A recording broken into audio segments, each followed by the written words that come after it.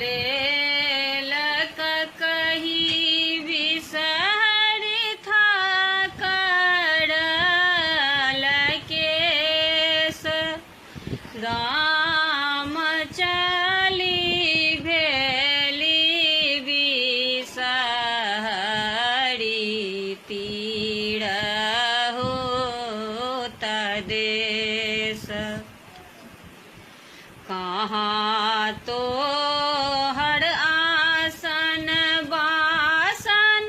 कहाँ जन्म स्थान राम कोने दाई के पांचों बेटी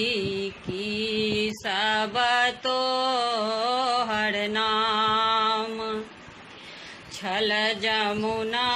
मोर आसन बासन तीरथ पिया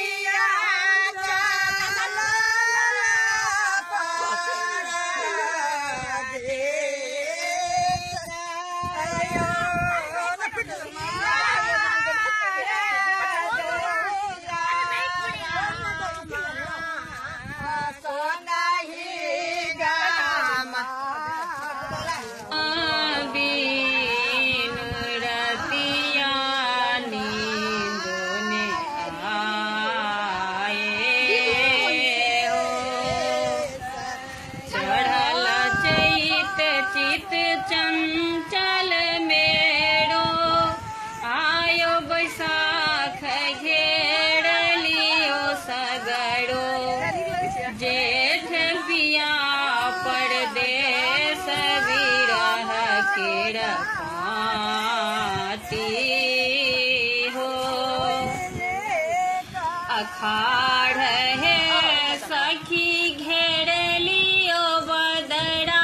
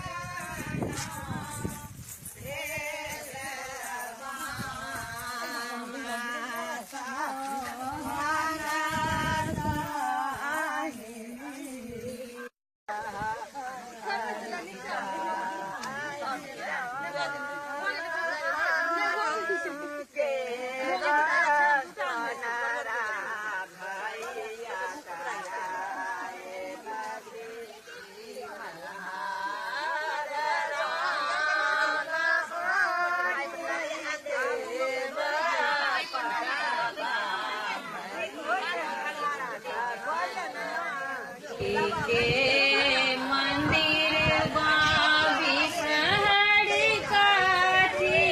चौपाड़ी राम काठी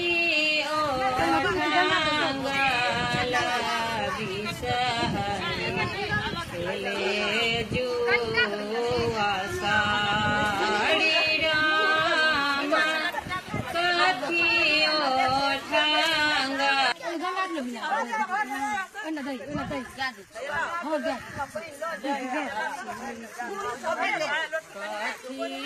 के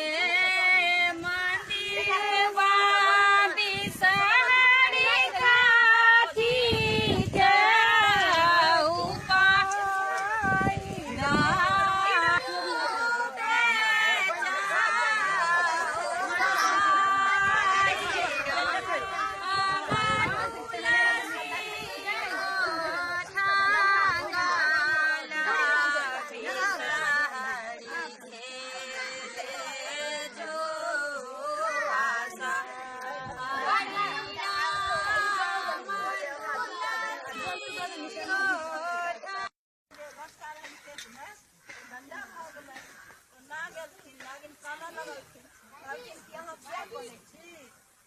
बाल बच्चा है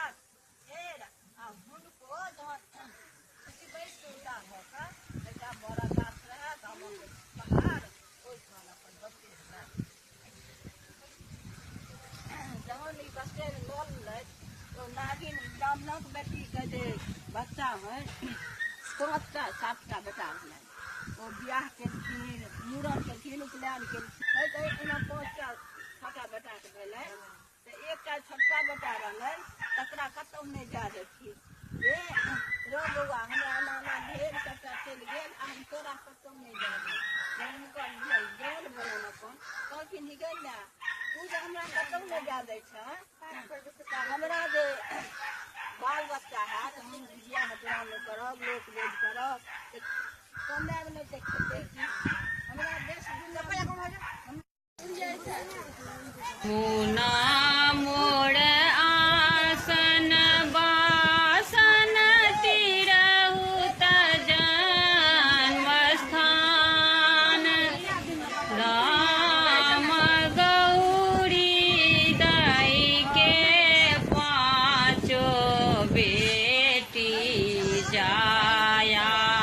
बिसहरी नाम राम गौरी दाई के 5 बेटी जाया बिसहरी नाम भनहि विद्यापति सुनु हे महेश राम गौरी दाई के 5 बेटी हरहु कलेश राम गौरी दाई के 5 बेटी हरहु। सनातन संस्कृति के जननी अपन मिथिला, सनातन संस्कृति से धनिक अपन मिथिला, सर्वश्रेष्ठ मिथिला।